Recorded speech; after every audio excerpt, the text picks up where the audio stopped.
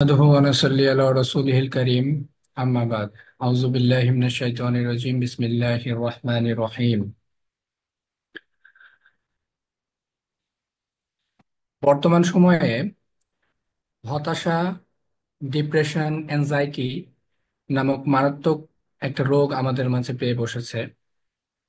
এই হতাশা ও মানসিক চাপের আহ এই হতাশা ও মানসিক চাপ থেকে উতরে আসার জন্য আল্লাহ সুবহানাহু ওয়া তাআলা এবং তার রাসূল আমাদেরকে কি দিক নির্দেশনা দিয়েছেন সে বিষয়ে আলোচনা করার জন্য আমাদের আজকের আয়োজন। আমাদের আজকের আয়োজনের শিরোনাম হতাশা ও মানসিক মানসিক চাপ মোকাবেলায় ইসলামের দিক নির্দেশনা। আয়োজনে বিডিইউ ইসলামিক সোসাইটি। আলোচনা করবেন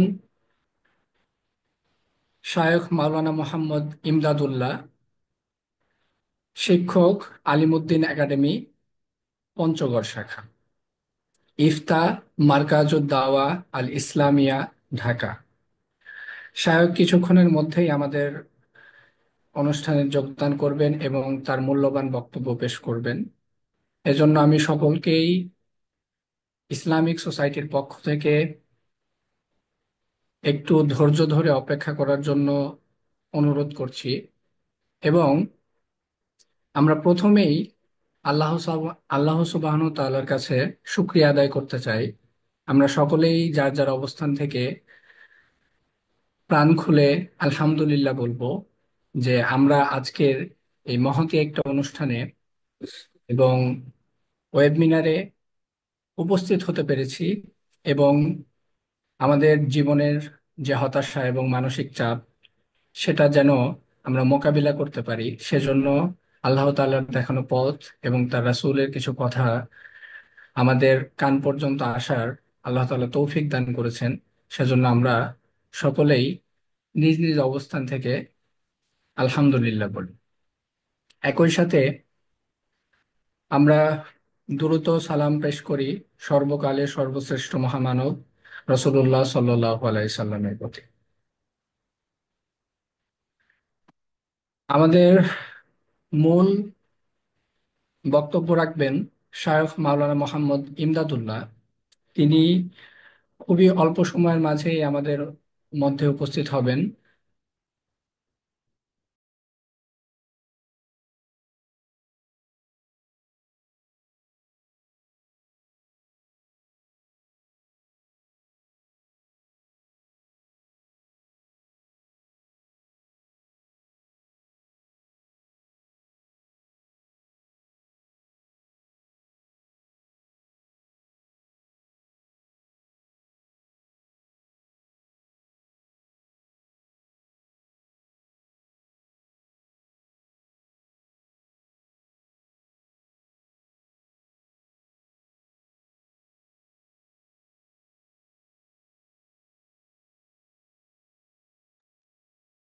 আমরা প্রিয় শায়খকে অনুরোধ করছি, তিনি যদি আহ, প্রস্তুত থাকেন তাহলে তিনি তার মূল্যবান বক্তব্য যেন আমাদের সামনে পেশ করেন।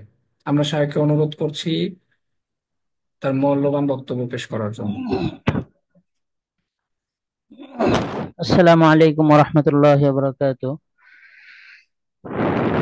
ওয়ালাইকুম আসসালাম ওয়া রাহমাতুল্লাহ।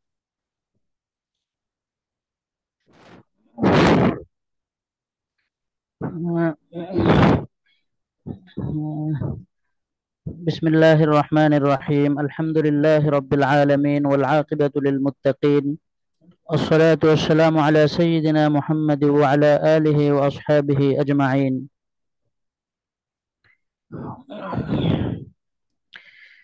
قال الله تعالى: من عمل صالحا من ذكر أو أنثى وهو مؤمن فلنحيينه حياة طيبة ولنجزينهم أجرهم بأحسن ما كانوا يعملون.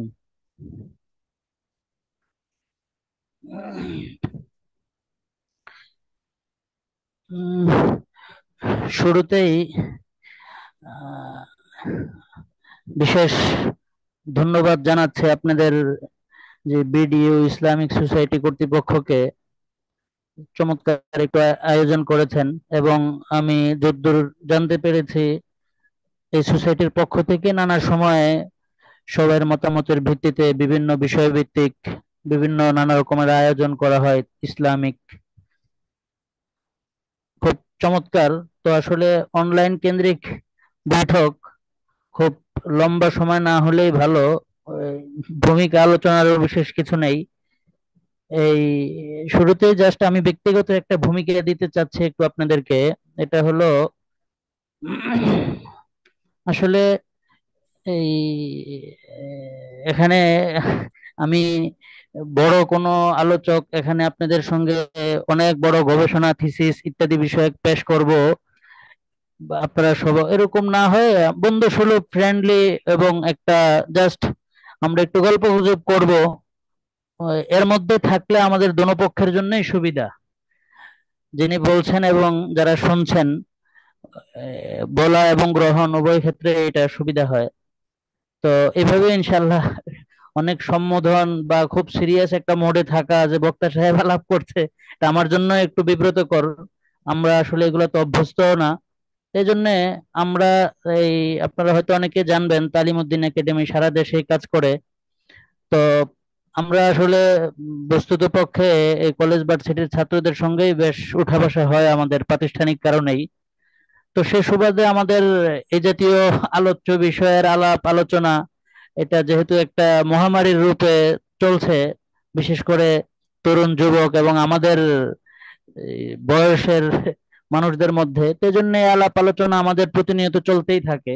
তো এটা আমরা একটা গল্প গুজব, একটা আলাপ, ফ্রেন্ডরা আপনারা দু চারজন বন্ধু এমন একসাথে হলে আলাপ আলোচনা করেন, ঠিক ওইভাবে ইনশাআল্লাহ আমরা আলাপ আলোচনাগুলো করবো এবং আপনারাও ওইভাবে গ্রহণ করবেন। বাকি সাথে একটু অনুরোধ নিবেদন থাকবে, এই দিনের শিরোনামে যখন কোনো আলোচনা হয় গাফলতের হালতে না থাকা, যে কথা হচ্ছে হয়তো আমি শুনছি শুনছি না, বাট আমার সুযোগ থাকলে যেহেতু এর একটা আয়োজন আপনাদের সোসাইটির পক্ষ থেকে গুরুত্বের সাথেই শোনা উচিত। যিনি আলোচনা করছেন কারো কোনো ভুল ভ্রান্তি হতে পারে, সেটা আমাদের অপর পক্ষ থেকে সেটা বলা যেতে পারে, অসুবিধা নাই। আমরা সবাই মিলে ঝুলে ইনশাআল্লাহ সামনে অগ্রসর হব। ধন্যবাদ। তো আজকে আমাদের আলোচ্য বিষয় যে শিরোনাম, এই হতাশা ও মানসিক চাপ মোকাবেলায় ইসলামের দিক নির্দেশনা। এই আসলে আমরা যারা মুমিন মুসলিম, এই একটা তো হলো মানুষ হিসাবে প্রতিজন মানুষের জীবনের মধ্যে সুখ দুঃখ, আনন্দ কষ্ট বেদনা, ঠিক দুটো অংশেই থাকতেই হবে। যদি কোনো মানুষের জীবনে শুধু সুখে ভরা, খালি আনন্দই, বিপরীত তার কোনো অংশ অধ্যায় তার জীবনে নেই, আসলে এটা অসম্ভব দুনিয়ার মধ্যে। সেটা আল্লাহ তাআলার সৃষ্টির ধারা এবং এটা এই সিস্টেমটাই এমন, এটা থাকবেই। তো এই জন্যে নর্মালি আমাদের জীবনের মধ্যে কখনো কোনো এই বিরহের কষ্ট হতে পারে, অথবা কোনো কিছু না পাওয়া অতৃপ্তি থাকতে পারে। এগুলা স্বাভাবিক, এটা তো দূর করার কোনো পদ্ধতি নাই। রসুল করিম সাল্লাল্লাহু আলাইহি ওয়াসাল্লাম সাহাবায়ে কেরাম প্রত্যেকের জিন্দেগিতে এগুলা ছিলই। কষ্ট ছিল, পেরেশানি ছিল, সেটা ব্যক্তিগত কারণে হোক পারিবারিক কারণে হোক, এটা স্বাভাবিক। হ্যাঁ, সেই স্বাভাবিক দুঃখ কষ্টের মধ্যেই মূলত কোরআন হাদিসের ওই নির্দেশনাগুলো, যে হাদিস শরীফের মধ্যে আসছে আজাবান লি আমরিল মুমিন, লম্বা হাদিস। হাদিসটার অর্থ মিনিংটা হলো যে একজন মুমিনের অবস্থা কত আশ্চর্যের, আজীব আশ্চর্যের একজন মুমিনের জীবনটা, যে তার যখন সুখ শান্তি আনন্দ তৃপ্তি থাকে তার জীবনের মধ্যে, তখন তার জন্য বিধান হলো শুকরিয়া আদায় করার, আল্লাহ তাআলার কৃতজ্ঞতা আদায় করার। ঠিক একই ভাবে যদি তার কোনো মুসিবত অসুস্থতা পেরেশানি কিছু দেখা দেয়, তখন আল্লাহ তাআলার নির্দেশনা হলো সবর, ধৈর্য ধারণ করা, সবর করা। তো এটা হলো এই শুকুর আর সবর, অথবা আমাদের যে দুঃখ পেরেশানির ক্ষেত্রে বিশেষত যে সবরের যে বিধানটা, এটা হলো জীবনের স্বাভাবিক। একজন মানুষ হিসাবে আমার জীবনে যেই দুঃখ কষ্ট অসুস্থতা হতে পারে, শারীরিক অথবা মানসিক, এই কোনো পেরেশানি থাকতে পারে, দুঃখ থাকতে পারে, সেই ক্ষেত্রে সবরের বিধান। আর আজকে আমাদের যেটা এখানে আলোচ্য বিষয় হিসেবে নির্ধারণ করা হয়েছে, হতাশা ও মানসিক চাপ, এটা কিন্তু স্বাভাবিক ধারার যে দুঃখ পেরেশানি সেটার বাহিরে এবং সেটার অতিরিক্ত, যেটা অস্বাভাবিক এবং যেটা কাম্য নয় একজন মানুষের জীবনে হওয়ার। এই হতাশা বা মানসিক চাপ, অথবা বর্তমান এই পরিচিত শব্দ যেটা, যে শিরোনামে খুব আমরা পরিচিত এই ব্যাপারটার সাথে, সেটাকে ডিপ্রেশন বলা হয়, বিষণ্ণতা। যাই হোক, তো আসলে এই আপনাদের এই ফ্রেন্ড বা ক্লাসমেট, কি নাম, আব্দুল্লাহ, সে যখন আমাকে এই বিষয়ে ইনভাইট করলো আলোচনা করার জন্য, তা আসলে এটাকে একটা বিষয় ধরে বিষয়ে আলাপ করতে হবে। আসলে একজন মুমিনের জিন্দেগিতে এটা শিরোনাম ধরে আলোচনা করাটাই তো বিষয় না। আমি যদি খুব সংক্ষেপ শর্টকাটে বলি, যে আল্লাহ তাআলা আমাদেরকে সৃষ্টি করেছেন, সৃষ্টির পরে পৃথিবীর শুরু থেকে আমাদের উম্মত, আমাদের নবী, আমাদের জন্য আল্লাহ তাআলা কোরআন এবং হাদিস দিয়েছেন। তো আসলে একজন মুমিনের জীবনে যত সমস্যা সংকট এবং অসুবিধা কষ্ট পেরেশানি আসুক, সব কিছুর সমাধান এটা কোরআন এবং হাদিসের মধ্যেই আছে। এখন আমরা কোরআন এবং হাদিস থেকে, ইসলামী জীবন বিধান থেকে যত দূরে চলে যাচ্ছি, দূরে সরে যাচ্ছি, ওই আমাদের সেই সমস্যাগুলোই আমাদের জীবনে খুব প্রকট আকার, কঠিন আকার, জটিল আকার ধারণ করছে, কিন্তু সে সমাধান আর আমাদের হাতে নাই। আজকে তো পৃথিবীর মধ্যে ডিপ্রেশন প্রতিরোধে আপনাদের যদি টুকটাক পড়াশোনা থাকে, দেশে বিদেশে উন্নত দেশগুলোতে, যত উন্নত জাতি, উন্নত দেশ, তাদের ডিপ্রেশন তত উন্নত। তো এটা তো এক মহামারীর রূপে সারা পৃথিবী ব্যাপী চলছে। এবং মানুষ এই সমস্ত হতাশা, মানসিক ইত্যাদি, এই চাপ, বিষণ্ণতা ইত্যাদি দূর করার জন্য বহু পথ পদ্ধতি আবিষ্কার করছে, সেগুলা প্র্যাকটিস করছে। আসলে অত গবেষণার কিছুই নাই। সব পেরেশানি মুসিবত মুমিনের জীবনে, যে মুমিন আল্লাহকে বিশ্বাস করে, আখিরাতকে বিশ্বাস করে, তাদের জীবনের সব সমস্যার সমাধান কোরআন এবং হাদিসের মধ্যেই আছে। হ্যাঁ, সেটাকে এখন আমাদের গ্রহণ করা হলো কথা। এখন আসলে আমরা তো কোরআন থেকে, হাদিস থেকে বহুদূর আমাদের জীবন, আমল। তো এই জন্যে এই সমস্ত সমস্যা আসলে অস্বাভাবিক, কিন্তু যদি চলে আসে, এটার সমাধান ওখানে বলা আছে। আমরা সেই কোরআনের কাছাকাছি চলে আসলে, কোরআনের সঙ্গে আমাদের জীবনের সম্পর্ক মজবুত গাঢ় হলে, হাদিসের সাথে আমাদের ওঠা বসা মজবুত হলে, এগুলা আসবে। আবার অটো তার সেই সমাধান যেগুলো বলা আছে সেগুলো অ্যাপ্লাই করবে, অটো এগুলো চলে যাবে। কিন্তু আজকে আমরা সঠিক এবং বস্তুনিষ্ঠ যে সমাধান এগুলোর দরকার, সেটা থেকে না গিয়ে নানা ধরনের আমাদের মানব গবেষণায় নানা কিছু আমরা আবিষ্কার করছি, গবেষণা করছি। আমাদের এই দেশে এখনো আছে এগুলার চর্চা, কোয়ান্টাম মেথড নামে আপনারা হয়তো অনেকে জানবেন। শহীদুল্লাহ আল বুখারী নামে এক ভদ্রলোক ছিলেন, এরকম মানুষকে সে এগুলার চিকিৎসা দিত। কোয়ান্টাম মেথড এই দেশে এলিটস এবং শিক্ষিত সমাজের মধ্যে এটা ব্যাপক, বেশ এক এক এই তার অংশগ্রহণ, বেশ টাকা অর্থ দিয়ে ওখানে তার থেকে মানসিক শান্তি অর্জন করা হয়, সে বিভিন্ন নানা কিছু প্র্যাকটিস করায়। আসলে এগুলা কোরআন হাদিসের দৃষ্টিতে যদি বলা হয়, সব এগুলা ভুয়া। তো যাই হোক, তো আমাদের জীবনে একটু আগে যেটা বললাম, স্বাভাবিক যেই হতাশা হোক, কষ্ট হোক, পেরেশানি হোক, সেটার কোনো সমাধান নাই, এটা মানুষ বলতে থাকবেই। হ্যাঁ, অস্বাভাবিক যেই হতাশা বা মানসিক চাপ, যেটাকে বর্তমান ভাষায় আমরা খুব পরিচিত শব্দে বললে ডিপ্রেশন এভাবে বলতে পারি, একজন মুমিন হিসেবে আমাদের জীবনে যখন এরকম অবস্থাটা দেখা দেয়, আসলে হতাশা, মানসিক চাপ যেটা খুব অস্বাভাবিক, সেটার বহিঃপ্রকাশটা এটা নানা ক্ষেত্রে, নানা ব্যক্তির ক্ষেত্রে নানাভাবেই হতে পারে। যেমন আমরা যারা স্টুডেন্ট, পড়াশোনা করছি আপনাদের ভার্সিটির লেভেলে, আমাদের ক্ষেত্রে হয়তো ভবিষ্যৎ নিয়ে একটা অস্থিরতা, অথবা এক ধরনের সিদ্ধান্তহীনতা, একটা আমার জীবনের কর্মে, পড়াশোনায় কোনো অ্যাক্টিভিটিস নাই, বিশেষ কোনো আগ্রহ নাই, সব ধিমা ধিমা ভাব। ঠিক এইভাবে হয়তো, অথবা আমার ভালো লাগছে না, না পড়তে ভাল লাগে, না এটা করতে ভাল লাগে, না ওইটা করতে ভাল লাগে। তো আমাদের জীবনে হতাশা, মানসিক চাপটা এইভাবেই আসে সাধারণত। আমাদের যারা ছাত্র মানুষ, আবার বড় মানুষ, পারিবারিক দায়িত্ব বা অন্য কোনো ক্ষেত্রে, তাদের সেটার বহিঃপ্রকাশটা তাদের জীবনে হয়তো আরো ভিন্ন আন্দাজে হয়।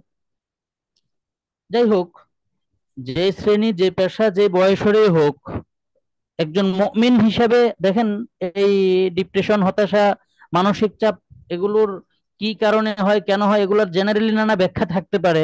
এই সমস্ত ব্যাখ্যা আমি শুরুতেই স্পষ্ট ভাষায় বলছি, ওগুলা বলতে পারেন, কিন্তু এগুলা কোরআন হাদিসের দৃষ্টিতে যদি আমরা মানুষের জীবনে এগুলোর কারণ দেখি, আসলে ওগুলা কোনো কারণই না, মূল কারণ একেবারে। আমি আজকে আপনাদের সঙ্গে খুব লম্বা কথা বলার সুযোগও নাই, যেহেতু সবকিছু সময় সংকট। আমি একেবারে মৌলিক দুই একটা কথা বলবো যে কেন আসলে আমাদের জীবনে এগুলা দেখা দেয়। আমি এই পুরা ব্যাপারটাই কোরআন এবং হাদিসকে সামনে রেখে, যেহেতু আপনারা ইসলামের দিক নির্দেশনা ঠিক ওইভাবেই আমি আলাপ করতে চাচ্ছি। এই আমি শুরুতে একটা আয়াত পড়ি, আপনার এই সূরা তহা 17 নম্বর পারা 124 নম্বর আয়াত। আল্লাহ তাআলা বলেন, ওমান আ'রাদা আন যিকরি ফাইন্না লাহু মাঈশাতান দনকা। যে আল্লাহ তাআলা বলছেন, যে ব্যক্তি, যে বান্দা আমার দিন শরীয়ত, আল্লাহ তাআলার বিধি বিধান, এক কথা ইসলাম, দিন শরীয়ত, যাবতীয়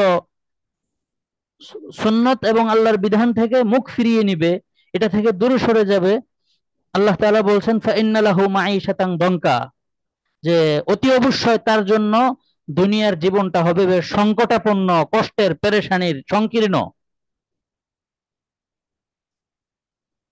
এই এক আয়াতে আমাদের জীবনের জন্য যথেষ্ট যে আসলে আমাদের জীবনে এগুলোর কি কারণ।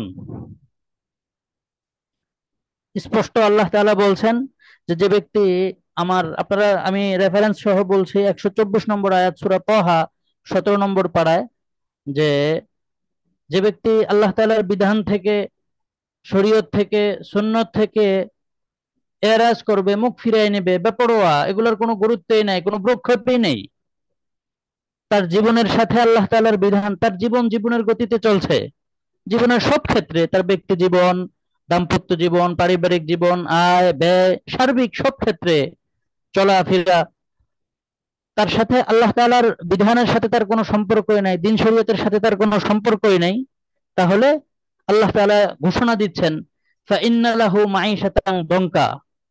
আরবি ব্যাকরণ আপনাদের কারোর জানা আছে কিনা? এটার আরবি ব্যাকরণের অর্থ যদি আমি করি, ফাইন্না লাহু মাঈশাতান, আল্লাহ তাআলা খুব নিশ্চয়তার সঙ্গে বলছেন যে অতি অবশ্যই তার জীবন যাপন, দুনিয়ায় বেঁচে থাকাটা সংকটাপন্ন, সংকীর্ণ, কষ্টের, পেরেশানির হয়ে উঠবে। তা আসলে এই আয়াতের পরে আর আমাদের দ্বিতীয় ভিন্ন কোনো কিছুর দিকে তাকানোর কারণ, উদ্ঘাটনের কি কারণ আমাদের জীবনে মানসিক চাপ বলেন আর যে কোনো পেরেশানি বলেন, আর দরকার নেই, এক আয়াতেই আমাদের জন্য যথেষ্ট। রাসূল করিম সাল্লাল্লাহু আলাইহি ওয়াসাল্লামের এক হাদিসও আছে, কম বেশ সকলেই শোনার কথা সেই হাদিস। মুসনাদে আহমদ, হাদিসের নম্বর হলো 7952 নম্বর হাদিস। রাসূল করিম সাল্লাল্লাহু আলাইহি ওয়াসাল্লাম বলেন, যখন কোনো মুমিন ব্যক্তি কোনো গুনাহ করে, তখন তার অন্তরের মধ্যে একটা কালো দাগ পড়ে। সে যদি তাওবা করে, আল্লাহর কাছে ক্ষমা চায়, ইস্তেগফার করে, তাহলে তো তার দিল, মন আবার সাফ, পরিষ্কার হয়ে যাবে। আর যদি একবার গুনাহ করলো, একটা দাগ পড়লো, এরপরে সে তাওবা ইস্তেগফার করে নাই, তার গুনাহ বেড়েই চলছে, প্রতিনিয়ত গুনাহের মধ্যেই সে ডুবে আছে, তাহলে একটা সময় তার দিল, মন এমন অবস্থা হবে যে সেটা আর স্বাভাবিক থাকার সুযোগ নেই। মানে তো এই কোরআনে কারিমের একটা আয়াত আর একটা হাদিস আপনাদের সামনে আমি বললাম, এটাই আমাদের জিন্দেগির পেরেশানি, হতাশা বলেন, মানসিক চাপ বলেন, ডিপ্রেশন বলেন, নানা ধরনের রিজিক নিয়ে পেরেশানি, চাকরি নিয়ে পেরেশানি, আপনাদের বেকারত্ব খুব বলা হচ্ছে, যাই হোক, নানা ক্ষেত্রে আমাদের পড়াশোনার কথা বলেন, ফলাফল, চাকরি, ব্যক্তি জীবন, পারিবারিক জীবন, নানা ক্ষেত্রে নানা পেরেশানি থাকতে পারে। এটার একেবারে যদি আপনি আইডেন্টিফাই করতে চান যে বিশেষ, আমি এই আয়াত আর এই হাদিস, এটাকে বলবো আমাদের জীবনের সবকিছুর মূল। এই আয়াতে আমাদেরকে নির্দেশ করছে, এই হাদিস আমাদেরকে নির্দেশ করছে। এক কথায় আমরা যদি সোজা বাংলায় বলতে চাই, বলতে পারি যে আসলে গুনাহ, যে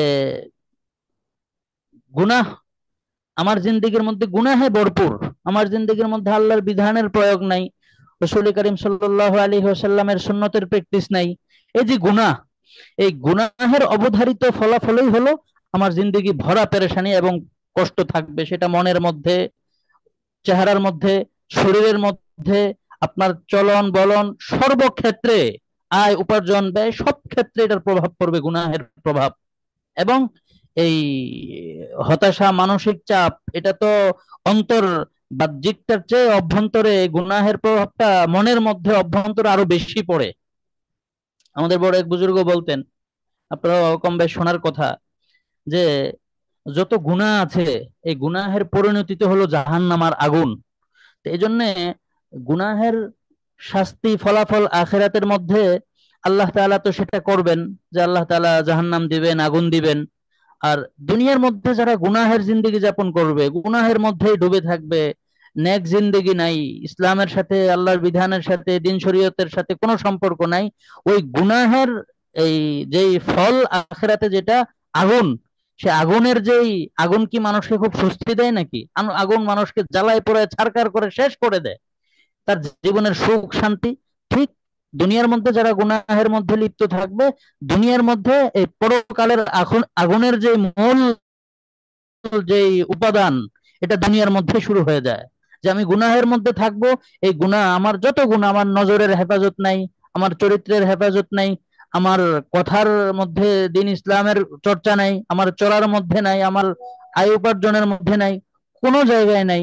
তো সব ক্ষেত্রে ওই যে এই গুনাহের যে মূল পরিণতি আগুন, সেই আগুনের যে উপাদান, যে জ্বালায়া অস্থির করে রাখা এই দুনিয়ার মধ্যে, এই গুনাহ, সে আগুনের যেই উপাদান, সেটাই এখন আমাদের মধ্যে কাজ করে। ঠিক একইভাবে নেক আমল, নেক জিন্দিগির ফলাফল হলো জান্নাত। জান্নাতের মধ্যে শান্তি আর শান্তি। তো যারা দুনিয়ার মধ্যে নেক জিন্দিগি যাপন করে, তো আল্লাহ তাআলা সেই পরকালের যে জান্নাতের যে সুখ শান্তি, তাদের জিন্দিগির মধ্যে যে আরাম, এক শান্তি, তৃপ্তি, কোনো পেরেশানি নাই, এই সেটার যে উপাদান আল্লাহ তাআলা দুনিয়ার মধ্যে তাদের জীবনের মধ্যে দিতে থাকে। ব্যাস। তো আমাদের জীবনে বিশেষ শিরোনাম যেটা আপনাদের হতাশা, মানসিক চাপ, এটার যদি বিশেষ কারণ বলতে চাই, আমি একটা আয়াত এবং একটা হাদিস, আর ঠিক সাথে সাথেই আমি একটা বুজুর্গের একটা কথা শোনালাম আপনাদেরকে। তো আমি মৌলিক কথাটা শেষ করে এরপর আপনাদের সঙ্গে প্রাসঙ্গিক অল্প দুই একটা কথাবার্তা বলবো। এই হলো মৌলিক কথা। তো এই গুনাহ থেকে আমরা যদি এই হতাশা, মানসিক চাপ থেকে বেরিয়ে আসতে চাই, যে কিভাবে আমরা শান্তির জিন্দেগি যাপন করব, সেটা কোরআন এবং হাদিসের মধ্যে ভরপুর। আপনি তো ওই যে সেই শুরুতে যে কথা বললাম, যে আমাদের তো কোরআন এবং হাদিস, রসুলের সুন্নত, এগুলোর সাথে না আছে কোনো সম্পর্ক, না আমরা সহিশুদ্ধ ভাবে পড়ি, শিখি, জানি। এক এক আয়াত আপনার জিন্দেগির শান্তি, তৃপ্তি, সব পেরেশানি দূর করার জন্য যথেষ্ট, আমাদের মুমিনদের জন্য। তো আমরা যদি আমাদের জীবনের হতাশা ইত্যাদি দূর করতে চাই, শুরুতে কারণগুলো বললাম, যে এখন কিভাবে, কোন পদ্ধতি গ্রহণ করলে আমরা তৃপ্তি, আনন্দের, পেরেশানি মুক্ত এবং হাসি খুশি, যেটা আপনারা ওই হতাশা ছাড়া, এর বিপরীত যে জীবন, এক কথায় যেটা আপনারা বলতে চান, যে জীবনে কোনো পেরেশানি নেই, খুব রিল্যাক্স সে জীবন, সেটা কোরআনের মধ্যে ভরপুর। এক এক আয়াত, একটা আয়াত পড়লে যথেষ্ট। আমি এখানে আপনাদের সামনে বলার জন্য 5-7টা আয়াত নোট করছি। এগুলা এত আয়াত দরকার নেই, একটা আয়াতেই যথেষ্ট। এরপরও আমি একটু অল্প সময় সংক্ষিপ্ত আকারে 2-4টা আয়াত বলবো। আমি যে সব নোট করে নিয়ে আসছি তা নয়, অসংখ্য আয়াত আছে, পুরো কোরআনেই ভরপুর। স্বয়ং আপনাদেরকে আমি বলি, আমি তো এখানে কোরআনে কারিমের কিছু আয়াত আপনাদেরকে শোনাবো। স্বয়ং কোরআনে কারিম তেলাওয়াত করা, এটাই একটা কারণ আমাদের জিন্দগি থেকে হতাশা, মানসিক চাপ দূর হয়ে যাওয়ার। শুধু তেলাওয়াত, কোনো অর্থ বোঝারও দরকার নাই, আয়াত কি বলছে না বলছে কিচ্ছু দরকার নাই। শুধু আপনি অজু করে যেভাবে কোরআন তেলাওয়াত সহিহ শুদ্ধ করার দরকার, ঠিক আমরা ওইভাবে তেলাওয়াত করতে থাকবো। তাতেই ইনশাআল্লাহ আমাদের অনেক পেরেশানি এমনিতেই দূর হয়ে যাবে। এটা আমাদের ব্যক্তিগত, আমার জীবনের অভিজ্ঞতা, এবং এটা কোরআন হাদিসের এই কথা, যে আপনারাও প্র্যাকটিস করে দেখতে পারেন। আপনারা বিশেষ কেউ যদি চান, যে খুব আপনার খারাপ লাগছে, কিছুই ভালো লাগছে না, না পড়ায় মন বসছে, এই পেরেশানি মনে এটা আসছে, ভবিষ্যৎ নিয়ে একটা আস্থাহীনতা, অস্থির, কোনো সিদ্ধান্ত নাই, কিছু নাই, তখন কোরআন তেলাওয়াত শুরু করে দেন। শুদ্ধভাবে ওযু করে কোরআন তেলাওয়াত শুরু করেন, 1 পৃষ্ঠা 2 পৃষ্ঠা পড়তে থাকেন, দেখবেন যে মন ইত্যাদি সব স্বাভাবিক হয়ে গেছে ইনশাআল্লাহ। প্র্যাকটিস করে এটাকেও চাইলে কেউ এটা আপনারা অ্যাপ্লাই করতে পারেন। যাই হোক, এই সূরা তাহার 123 নম্বর আয়াত, আমি আসলে এগুলার রেফারেন্স গুলো আপনাদেরকে দিচ্ছি ঢালাও ভাবে, যেটাকে আপনারা চিনেন জানেন, ওয়াজ। এই মুখস্থ ওয়াজ নসিহতে আমরা বিশ্বাসী না। ঠিক আমি মাপা মাপা দু চারটা পাঁচটা গল্পই আপনাদের সঙ্গে করতে বসছি, শুরুতেই বলছি। এই জন্য চাইলে কেউ এটা নোট করতে পারেন, এটা আপনারা নিজেরাও খুলবেন, দেখবেন, পড়বেন। তো সূরা তাহার 123 নম্বর আয়াতে আল্লাহ তাআলা বলেন, ফামানিত্তাবা হুদায়া ফালা ইয়াদিল্লু ওয়ালা ইয়াশকা। আল্লাহ তাআলা বলছেন, যে ব্যক্তি আমার হেদায়াত, আমার দিন, আমার শরীয়ত, অর্থাৎ দুনিয়ার মধ্যে আল্লাহ তাআলা যেভাবে চলতে বলেছেন ওইভাবে চলবে, ওইটাকে অনুসরণ করে চলবে, আল্লাহ তাআলা বলছেন ফালা ইয়াদিল্লু ওয়ালা ইয়াশকা, যে সে দুনিয়ার মধ্যে কখনো দুঃখগ্রস্ত, হতাশাগ্রস্ত হবে না, সে গোমরা হবে না, হতাশাগ্রস্ত হবে না। দেখেন, এর চেয়ে বড় আর সমাধান কি দরকার? যে আল্লাহ তাআলা যেভাবে চলতে বলেছে ওইভাবে চললেই আল্লাহ তাআলা সেটার ঘোষণা দিচ্ছেন। দেখেন, আল্লাহ তাআলার ওয়াদা আমার আপনার ওয়াদার মতো না। আল্লাহ তাআলার যে ওয়াদা সেটা অবশ্যম্ভাবী, সেটাই সত্য, সেটা হবেই। আপনি, আপনি প্রকৃত অর্থে দিনকে অনুসরণ করে আল্লাহ তাআলা যেভাবে চলতে বলেছেন ওইভাবে চলে, জাস্ট একটু আমরা দেখি যে আসলে হচ্ছে কিনা। আল্লাহ তাআলা স্পষ্ট ভাষায় বলছেন ফালা ইয়াদুল্লু ওয়ালা ইয়াশকা, যে তার জীবনে কোনো হতাশা, দুঃখ, দুর্দশা, পেরেশানি, বিষণ্ণতা, মানসিক চাপ, ডিপ্রেশন কিছুই থাকবে না ইনশাআল্লাহ। আল্লাহ তাআলার ওয়াদা এটা। এই এক আয়াতেই যথেষ্ট যে আমাদের জিন্দগির হতাশা আর মানসিক চাপ দূর করার জন্য মোকাবেলায়, এই মোকাবেলায় একটা আয়াতেই যথেষ্ট। এটা দিয়ে আপনার জীবনের সব হতাশা, মানসিক চাপের মোকাবেলা করতে পারবেন, এক এক আয়াত দিয়েই। আরেকটা আয়াত শোনাই, সূরা নাহাল 14 নম্বর পারা 97 নম্বর আয়াত। ওখানে আল্লাহ তাআলা বলেছেন, মান আমিলা সালিহাম মিন যাকারিন আও উনসা ওয়া হুয়া মুমিন ফালানুহইয়ান্নাহু হায়াতান তাইয়্যিবা।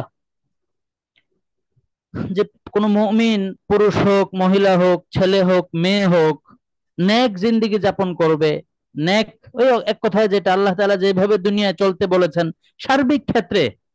আমি বারবার বলছি আল্লাহ তাআলার বিধান মোতাবেক চলার কথা। এই চলার আসলে অর্থটা কি? অনেকে বোঝে যে শুধু হয়তো নামাজ পড়া, এই রোজাটা রাখা, সেগুলো তো আছেই। আমি শুধু এটার কথা বলছি না। একজন মুমিন মুসলিমের জীবন তো সকাল থেকে সন্ধ্যা, সপ্তাহের শুরু থেকে সপ্তাহের শেষ, মাস, বছর, জন্ম থেকে মৃত্যু, তার জীবনের প্রতিটা স্তরে, প্রতিটা ক্ষেত্রে, তার পড়াশোনা, তার চাকরি, তার বিবাহ শাদী, তার পরিবার, তার আয় রোজগার, তার আয় ব্যয়, সার্বিক ক্ষেত্রে জীবনের চলাফেরা, ছোট বড় যত ক্ষেত্র আছে, আমার যত স্তর আছে আমার জীবনের, সব ক্ষেত্রে যে আল্লাহ তাআলার বিধানকে অনুসরণ করে চলবে, আল্লাহ তাআলা সূরা নাহালের 97 নম্বর আয়াতে বলছেন, পুরুষ হোক মহিলা হোক, যে ওইভাবে চলবে, ফালানুহইয়ান্নাহু হায়াতান তাইয়্যিবা। আল্লাহ তাআলা ওয়াদা করছেন। একটু আগে বলছিলাম আরবি ব্যাকরণের বিষয়ে, এটা আরবি ব্যাকরণের খুব উচ্চ স্তরের একটা ওয়াদা। আল্লাহ তাআলা ওয়াদা করছেন ফালানুহইয়ান্নাহু হায়াতান তাইয়্যিবা, অতি অবশ্যই। এর চেয়ে আরো বেশি, বাংলা ভাষায় আমি অতি অবশ্যই দুইটা শব্দ যোগ করছি। আরবি ব্যাকরণ অনুযায়ী এখানে আল্লাহ তাআলার ওয়াদার যেই গুরুত্বটা এর চেয়ে আরো বেশি। আল্লাহ তাআলা বলছেন অতি অবশ্যই তাকে তাকে তাকে আমি দুনিয়ার মধ্যে উত্তম জীবন দান করব। মুফাসসিরিনে কেরাম, সাহাবায়ে কেরাম উত্তম জীবনের কি, উত্তম জীবনের ব্যাখ্যা এটাই বলছে যে তাকে পেরেশানি মুক্ত, হতাশা মুক্ত, শান্তির, তৃপ্তির এক জীবন আমি তাকে দুনিয়ার মধ্যে দান করব। দেখেন, একটা তো হলো নেক আমলের ফলাফল আমরা মৃত্যু পরবর্তী কবরে, আখেরাতে, সেটা জান্নাত জাহান্নামের হিসাব ওখানে আছে। ওইটার কথা কিন্তু এই আয়াতে বলা হচ্ছে না, এর পরবর্তী আয়াতে ওইটার বিবরণ আসছে। এখানে দুনিয়ার মধ্যে মুফাসসিরিনে কেরাম বলেছে আল্লাহ তাআলা তাকে দুনিয়ার মধ্যে অতি উত্তম জীবন দান করবেন। এই দুই আয়াতের পরে আমাদের জীবনের হতাশা, মানসিক চাপ, যাবতীয় সংকট, সংকীর্ণতা, পেরেশানি, যত যা কিছু আছে সেটা দূর করা, সেটা মোকাবেলা আর কিছুর প্রয়োজন আমি মনে করি না। একটা আয়াতেই যথেষ্ট, দুইটা আয়াত, অসংখ্য আয়াত কোরআনে ভরপুর। আল্লাহু আকবার। পেরেশানি দূর করার জন্য, স্বাভাবিক জিন্দেগি যাপন করার জন্য অন্যতম এক মাধ্যম হলো তাকওয়া। আপনারা অনেকে জানেন, শুনেছেন, আশা করি সকলেই জানেন তাকওয়া। তাকওয়ার জিন্দেগি যাপন, ওই তাকওয়া, এতক্ষণ যে কথা বললাম, নেক জিন্দেগি যাপন, আল্লাহ তাআলার দিন শরীয়ত মোতাবেক জিন্দেগি যাপন, এসব এক কথা। তাকওয়ার মানেই এটাই যে আল্লাহ তাআলাকে ভয় করে আল্লাহ তাআলা যেভাবে চলতে বলেছেন, যেভাবে করতে বলেছেন সেভাবে করবে, যেভাবে নিষেধ করেছেন সেভাবে থেকে দূরে থাকবে, বিরত থাকবে। এক কথায় ওই জীবন যাপনটা করবে। আপনি কোরআনে কারিমের মধ্যে জাস্ট আমাদের জীবনে আমি এই তাকওয়া অবলম্বন করলে, আল্লাহ তাআলাকে ভয় করে চললে, আল্লাহ তাআলা যেভাবে চলতে বলেছেন ওইভাবে চললে, আল্লাহ তাআলা যেভাবে চলতে নিষেধ করেছেন ওইগুলা থেকে দূরে থাকলে কি ফলাফল আমরা দুনিয়ার মধ্যে পাবো, শুধু এরকম আমি দুই একটা আয়াত শুধু আপনাদের সামনে আমি একটু বলতে চাই খুব সংক্ষেপে। সূরা বাকারা 189 নম্বর আয়াত, আল্লাহ তাআলা বলছেন ওয়াত্তাকুল্লাহ লাআল্লাকুম তুফলিহুন, যে তোমরা তাকওয়া অবলম্বন করে চলো, আল্লাহকে ভয় করে চলো, লাআল্লাকুম তুফলিহুন, যার পরিণতিতে তোমরা সাকসেসফুল হবা। আমরা আজকে লাইফে সাকসেসফুল হওয়ার জন্য পেরেশান। যে শিক্ষা তাকওয়া ছাড়া, যে চেষ্টা তাকওয়া ছাড়া, যে ডিগ্রি তাকওয়া ছাড়া, সের ফলাফল যে সাকসেস সেটা স্থূল, এটা এক ধরনের মরীচিকা, এটা বস্তুত এটা কোনো সাকসেস না। যদি প্রকৃত অর্থে আমরা আমাদের জীবনে সাকসেসফুল হতে চাই, সফল কাম হতে চাই, আমাদের লাইফে আমরা সাকসেস হতে চাই, তাহলে আল্লাহ তাআলা সূরা বাকারার 189 নম্বর আয়াতে বলছেন ওয়াত্তাকুল্লাহ, তোমরা আল্লাহকে ভয় করে চলো, আল্লাহ তাআলার নিষিদ্ধ বস্তুগুলো থেকে দূরে থাকো, আদিষ্ট জিনিসসমূহ করো। সূরা বাকারার আরেকটা আয়াত 282 নম্বর আয়াত, আল্লাহ তাআলা বলছেন ওয়াত্তাকুল্লাহ ওয়া ইউআল্লিমুকুমুল্লাহ, তোমরা আল্লাহকে ভয় করে চলো, তাকওয়ার সাথে চলো, আল্লাহ তাআলা তোমাদেরকে সব কিছুর ইলম দান করবেন। আমরা এই ভালো ফলাফল করতে চাই, চাকরির পরীক্ষায় উত্তীর্ণ হতে চাই, আপনাদের ভার্সিটির সেমিস্টার অথবা আপনাদের যে পরীক্ষাগুলো আছে একাডেমিক, সেগুলোতে আমরা সাকসেস, খুব ভালো ফলাফল অর্জন করতে চাই। আপনাদের পড়াশোনার যে প্রস্তুতি সেটা তো আছেই, কিন্তু সেই প্রস্তুতি, পড়াশোনার প্রস্তুতির আগে আগে তাকওয়া, আল্লাহ তাআলা ওই আল্লিমুকুমুল্লাহ, আল্লাহ দায়িত্ব নিচ্ছেন যে আল্লাহ তাআলা আপনাদের সবকিছু দান করবেন। আমাদের বহু অভিজ্ঞতা আছে যে আপনাদেরও থাকতে পারে, যে তাকওয়াওয়ালা যার জীবনে আল্লাহ তাআলার বিধানের চর্চা আছে, প্র্যাকটিস আছে, রসুলের সুন্নত আছে, এত পড়াশোনা করে না তো ভালো ফলাফল করে ফেলে, আল্লাহ তাআলা তাদেরকে সাহায্য করে। পরীক্ষার হলে এমন কোশ্চেন আসছে যে তার যে উত্তর তার পড়েই নাই, এটা দেখেই নাই, হয়তো এমন কোনো প্রশ্ন চলে আসছে, সে কিভাবে কিভাবে আল্লাহ তাআলা তার মাথায়, দেখেন আমার মাথায় তো দেয়ার মালিক আল্লাহ তাআলা, আমার মাথায় আল্লাহ তাআলা এমন উত্তর দিয়ে দিছে যেটা বাস্তবেই সঠিক, বাস আমি লিখে দিয়েছি।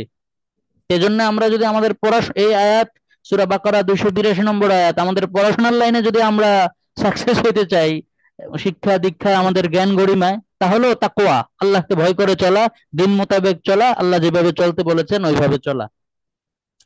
সূরা আরাফ 96 নম্বর আয়াত, আল্লাহ তাআলা বলছেন ওয়ালাউ আন্না আহলাল কুরা আমানু ওয়াত্তাকাউ লাফাতাহনা আলাইহিম বারাকাতিম মিনাস সামাই ওয়াল আরদ, এই জমিনভাসী পৃথিবীবাসী অর্থাৎ সকলেই যদি ঈমান আনে এবং তাকওয়ার জীবন যাপন করে, তাকওয়ার মিনিং বারবার বলতে সময় নষ্ট হবে, তাকওয়ার সাথে চলে, আল্লাহ তাআলা বলছে অতি অবশ্যই আমি তাদের জন্য আসমান এবং জমিনের যত বরকত আছে সব বরকতের দরজা খুলে দিব।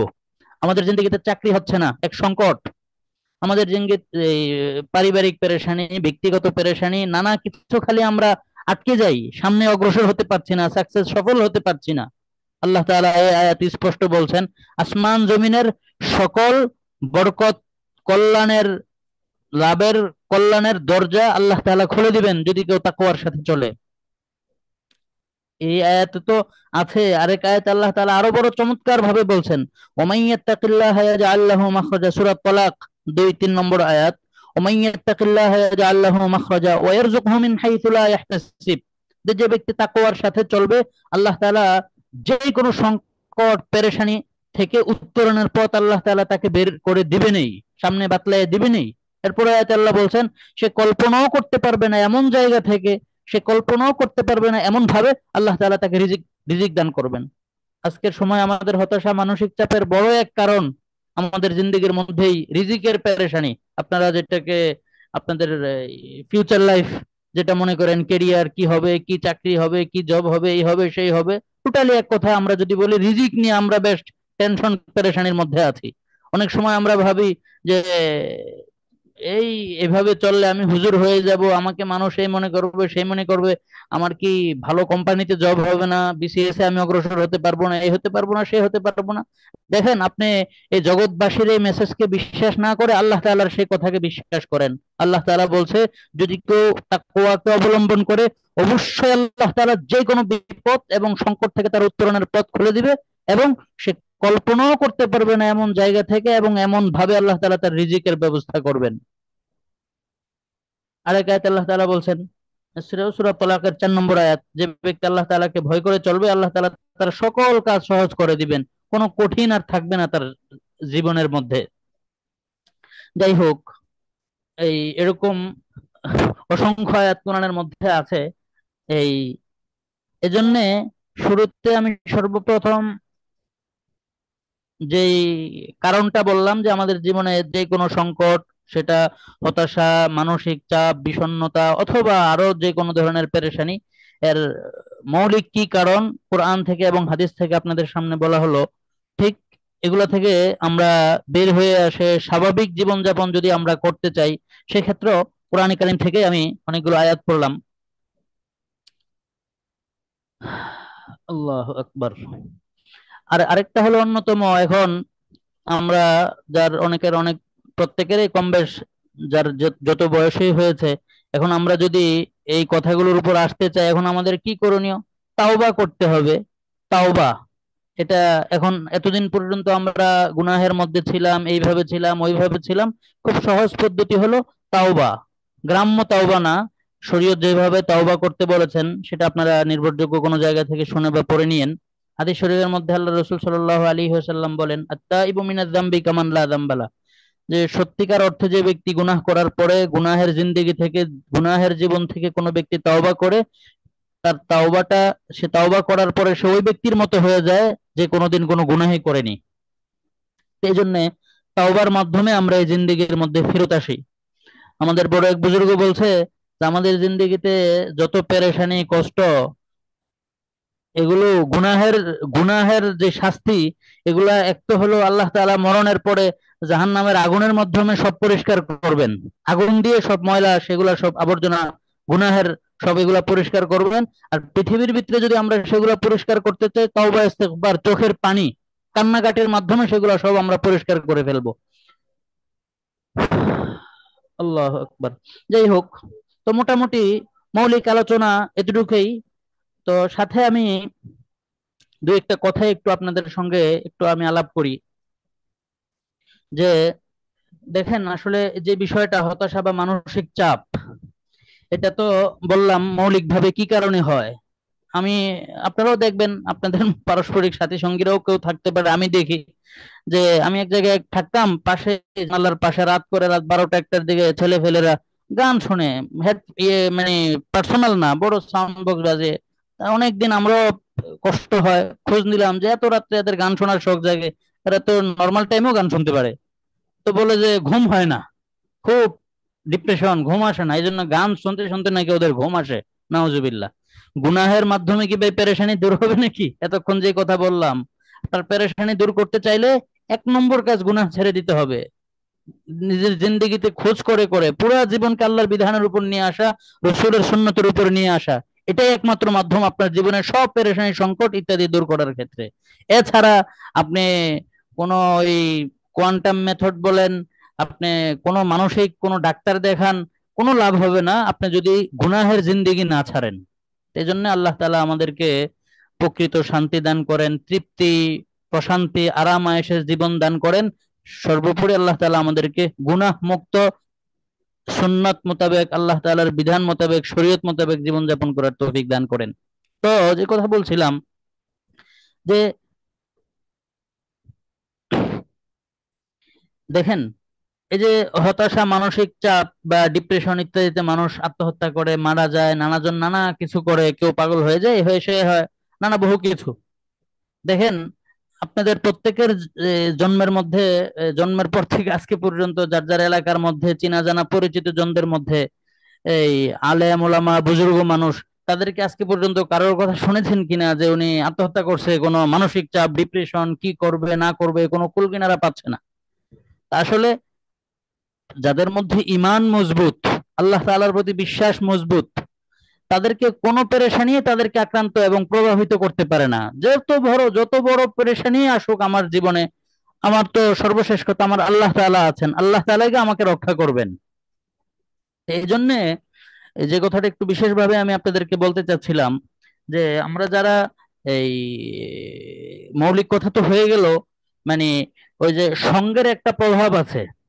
দেখবেন যে একটা লোক, একটা ছেলে, স্টুডেন্ট বা আপনাদের সাথী সঙ্গী খুব সুস্থ, কোনো সমস্যা ছিল না, হাসি খুশি, হয়তো রুমমেট হোক, ক্লাসমেট হোক, অথবা তার যে কোনো পর্যায়ের রিলেটেড কারোর সাথে ওই লোকটা হয়তো মানসিক কোনো অসুবিধা, অসুস্থ লোক, তার সাথে সুস্থ মানুষটা চলতে চলতে তার মধ্যে এক ধরনের এখন বিষণ্ণতা বলেন, মানসিক পেরেশানি, তার মধ্যেই নানা ক্ষেত্রে এখন অস্থিরতা তৈরি শুরু হয়ে গেছে।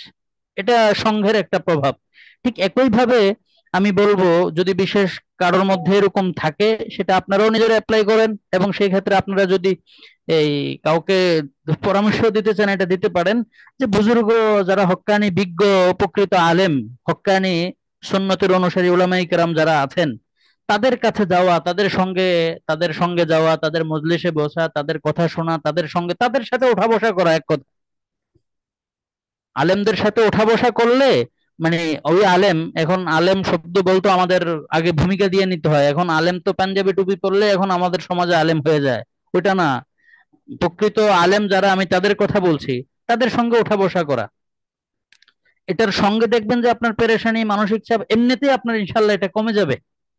আমার জিন্দগিতে আমার দেখা, আমার নিজের জীবন আশপাশ অনেক, আমার ছোট্ট জীবনের অভিজ্ঞতা এরকম আছে, যে বহু মানুষ স্বাভাবিক জীবনে চলে আসছে, খুব বেশি বড় ডিপ্রেস ছিল এরকম না, নর্মালি তার অস্থিরতা, ভাল লাগে না, এই একদম শিক্ষিত পার্সন, মুরুক্ষ লোকজন আসলে এত বেশি হতাশ পেরেশান হয় না। বেশিরভাগ দেখবেন যে অতি কি বলে এটাকে, এডুকেটেড পার্সন ছাড়া তাদের মধ্যে এটা বেশি দেখা যাচ্ছে। আমার কাছে এক ভদ্রলোক আসতেন, ওনার অবশ্যই এখন সরকারি চাকরি হয়ে গেছে। উনি রাজশাহী ভার্সিটি থেকে আপনার এই বাংলা সাহিত্যের উপর অনার্স মাস্টার্স করা। তো ভদ্রলোক, বুঝমান লোক এবং অতি মেধাবী লোক, আমার কাছে আসে, তার অবস্থা দেখলে আমারই খারাপ লাগে তৈরি হয়, আরে আসলেই তো, বাস্তবেই তো, এই তো সেই তো। তো তাড়াতাড়ি করে আসলে এগুলা প্রভাব, সঙ্গের একটা প্রভাব।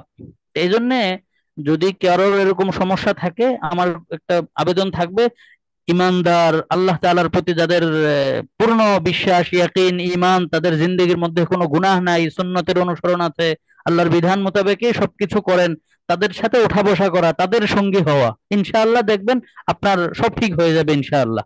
এটা আমি একটু আপনাদেরকে এটা যুক্ত করে দিলাম। তো মোটামুটি এই কথা।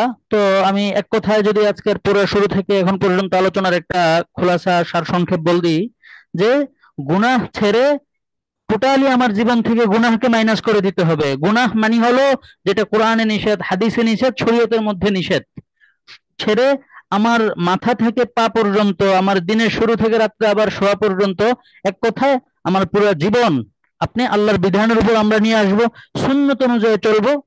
ঠিক একইভাবে আরেকটা কথা বিশেষ, এটা হলো 5 ওয়াক্ত নামাজ পড়া গুরুত্বের সাথে।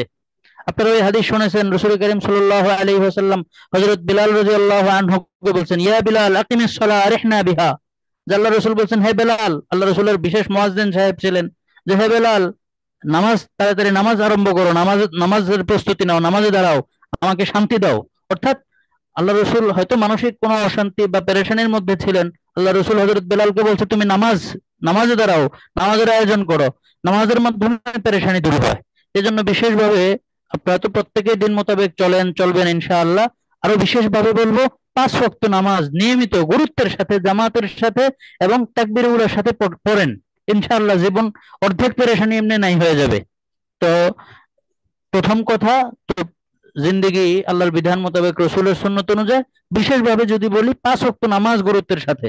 আর আরেকটা কাজ করা, যেটা আমি একটু আগে শুরুতে বলেছিলাম, সেটা হলো প্রতিদিন আপনি কোরআন তেলাওয়াত করা।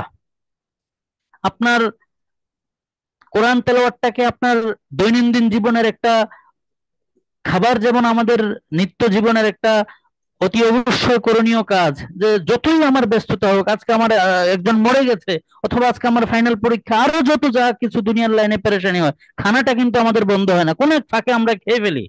হয়তো আজকে খুব আয়োজন করে ডাইনিং এ বসে খাওয়া হয়নি, হয়তো একটা বিস্কিট খেয়ে খাবারটা কিন্তু হয় আমাদের।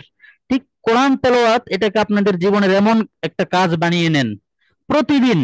জীবনে আজকের দিন থেকে প্রতিদিন ইনশাআল্লাহ এমন কোনো দিন আমার না বাদ যায় যে আমার বাদ না যায় যে আমার তেলাওয়াত হয়নি, 1 পৃষ্ঠা হোক 2 পৃষ্ঠা হোক। চেষ্টা তো করা যার যার মতো করে একটা পরিমাণ নির্ধারণ করে নেওয়া, কমপক্ষে 10 পৃষ্ঠা, না হয় আপনি 5 পৃষ্ঠা, অনেক ব্যস্ততা আপনার পরীক্ষা অথবা খুব চাপ, 2 পৃষ্ঠা 3 পৃষ্ঠা কোরআন তেলাওয়াত প্রত্যেকদিন অল্প হলেও কোরআন তেলাওয়াত। ঠিক কোরআন তেলাওয়াতের সাথে বিশেষভাবে আমি বলবো যাদের কোরআন তেলাওয়াত সহি শুদ্ধ না শিখে নেন।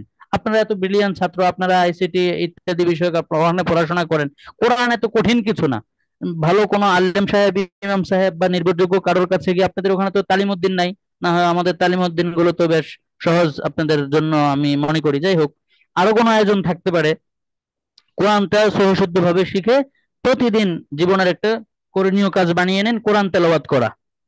আর আরেকটা কথা বলবো, জিকির করা। জিকির করা বলতে আপনারা সুবহানাল্লাহ, আলহামদুলিল্লাহ, আল্লাহু আকবার, সেটাই হাঁটতে বসতে দুরূদ শরীফ। এটা খারাপ লাগছে আপনার কোরআন তেলাওয়াত করতে ভালো লাগছে না, আপনি অজু করে এমনি শুয়ে থাকেন বসে থাকেন, আপনি জিকির করেন, সুবহানাল্লাহ পড়েন, শুধু সুবহানাল্লাহ পড়েন, কোনো অসুবিধা নেই। এত কঠিন কিছু না যে একদম তসবি টসবি নিয়ে আপনাকে আল্লাহর ওলি হয়ে বসে যেতে হবে, নরমাল।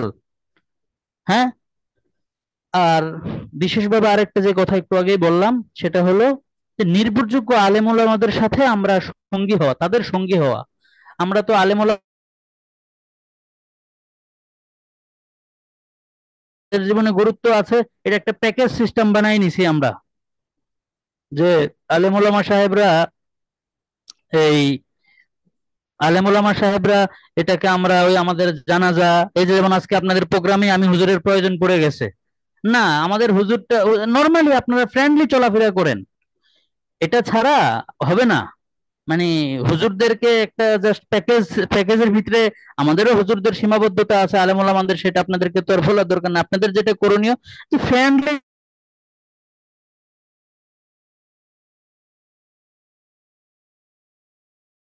চলাফেরা করেন আলেম ওলামাদের সঙ্গে, তাদের সঙ্গে উঠা বসা হোক আর নর্মাল চলাফেরা, তাদের সঙ্গে যত নির্ভরযোগ্য আলেমদের সাথে উঠা বসা করেন।